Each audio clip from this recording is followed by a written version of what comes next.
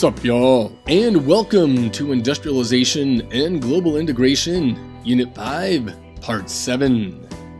In this video, we're going to look at the expansion of industrialization and look at socialism, and more specifically, utopian socialism, which gets its name from Thomas More's Utopia, written back in 1516, which quite literally means no place.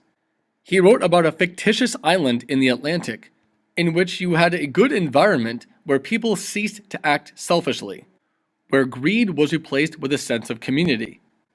Now, Robert Owen was somebody who pushed against child labor, he encouraged unions, and was a true founder of utopian socialism. He's perhaps most famous for establishing New Lanark, which was a model village in Scotland.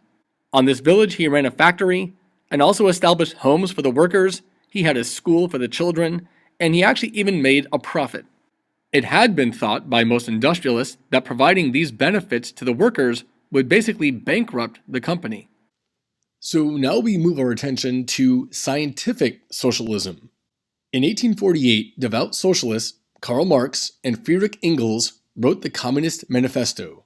Marx considered what he wrote about to be scientific socialism, in that through research he was discovering laws of social development.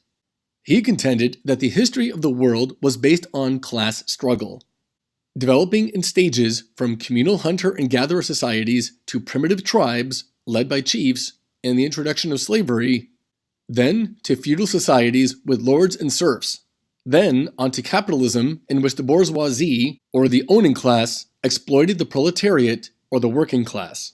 Marx predicted the workers of the world were a homogeneous group sympathizing with each other's plight, and they would rise up in bloody revolution, killing off much of the bourgeoisie and establish the dictatorship of the proletariat, in which the labor leaders would rule until they could establish a pure communist and classless society, devoid of property and greed.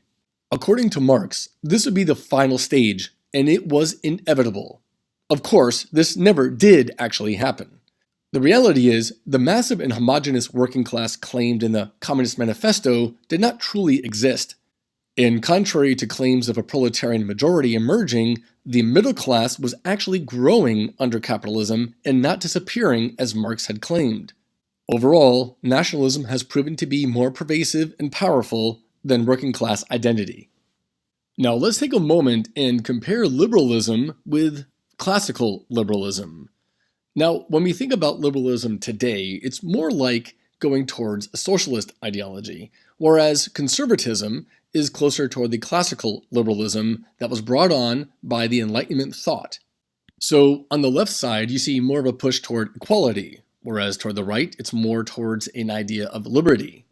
Liberalism promotes more an idea of community, whereas conservatism has more of an idea toward individuality. And liberalism is promoting more about cooperation, whereas conservatism is more about competition. And on the left, you see more of a concern about public welfare, whereas on the right, you see more of a concern about laissez-faire, or hands-off. So when you look at the ideas of socialism, you really see a promotion of redistribution, whereas conservatism is really under the ideas of capitalism. Some early reforms were brought in. Laws were passed that reduced the workday to 10 hours, and child labor laws were enacted. Additionally, labor unions, which was essentially organized labor, were legalized, and they were also allowed to go on strike. Through collective bargaining, many of these unions negotiated for higher wages and better working conditions, amongst other things.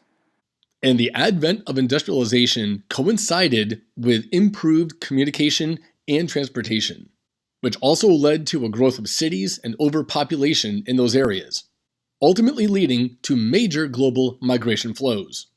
Europeans went to North America, Australia, New Zealand, and throughout Africa. The rate of European emigration increased sharply between 1835 and 1935, with perhaps as many as 75 million departing for colonies in Africa and Asia, and for economic opportunities in the Americas. Russia also experienced a major internal migration, but in Russia, people migrated east from the heartland of the Russian state, near Moscow and St. Petersburg, to the shores of the Pacific. During the Tsarist time between the 1800s and 1910s, and communist periods of the 1920s to the 1980s, Russian and Soviet rulers tried to occupy and consolidate the country's far eastern frontier, moving industries eastward, building railroads, and establishing a major naval base in the Pacific.